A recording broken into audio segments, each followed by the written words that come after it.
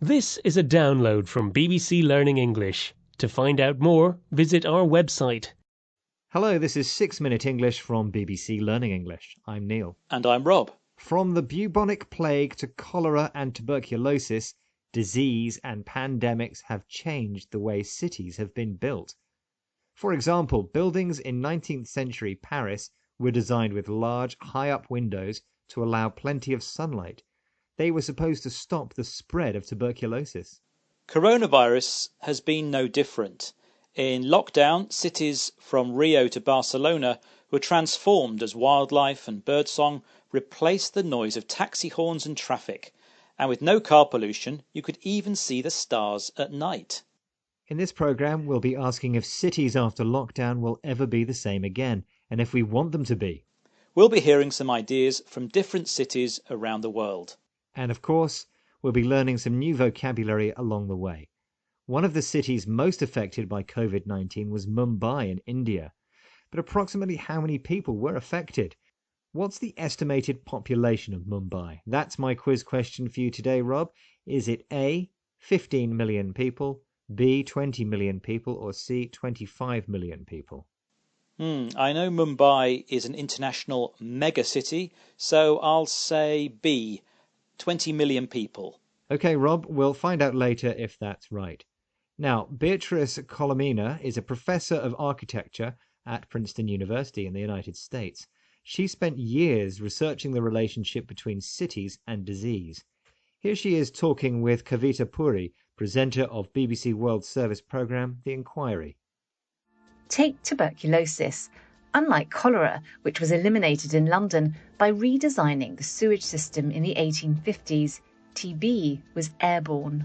But it became really a problem with the rise of the industrial cities, the metropolis, before an antibiotic was effective.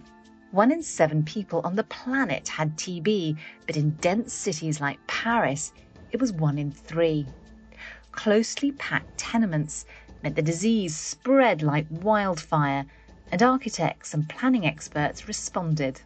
Some diseases, like cholera, could be prevented by redesigning cities to improve hygiene, like the wastewater sewers in 19th century London. But the problem with tuberculosis, or TB for short, was that the disease is airborne, carried and spread in the air. Adding to the problem was the fact that antibiotics, medicines like penicillin that can destroy harmful bacteria or stop their growth, was not discovered until 1928, too late to save thousands of people who died in Mumbai, New York, Paris and other cities during the 1800s. Diseases like TB killed more and more people as cities industrialized and grew bigger and bigger, leading to the creation of the metropolis, the largest, busiest and most important city in a country or region. Many people crowded together in large metropolises, meaning that disease could spread like wildfire, an idiom meaning spread quickly around many people. Even today, disease is shaping our cities.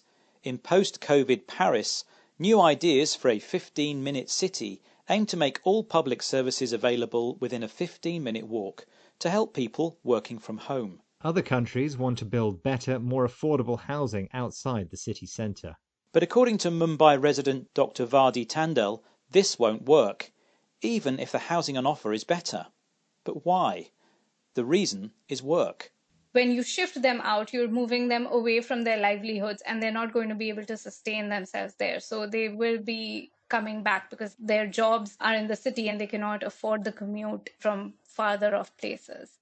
Dr. Vardi Tandel there, talking on the BBC World Service programme The Inquiry. Trying to make cities less crowded is one way to minimise the risks from disease, but moving people away from the city centre means moving them away from their livelihood, their job or other way of earning money to pay for food, housing and clothing. Many people still want to live near their workplace in the city centre because they can't afford to pay for the commute, the journey between their home and their place of work. Yeah, which is a real problem when you live in a city of...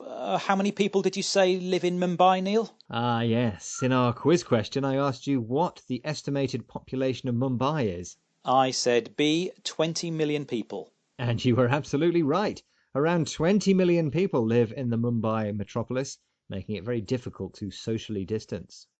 In this programme, we've been discussing the relationship between cities and disease.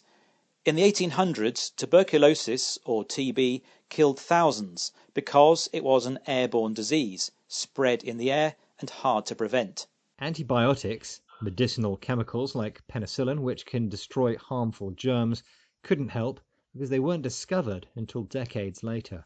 So in metropolises, the largest and most important cities where people live, crowded close together, diseases spread like wildfire, an idiom meaning spread widely and quickly. In Mumbai and other places, the problem remains that many people need the city for their livelihood, job, or other way of earning money. So they prefer to live in the city centre instead of paying for the daily commute, a journey often by train, bus or car from your home to your workplace. And that's all we have time for in this programme, but remember you can find more useful vocabulary, trending topics and help with your language learning here at BBC Learning English. Bye for now. Bye-bye.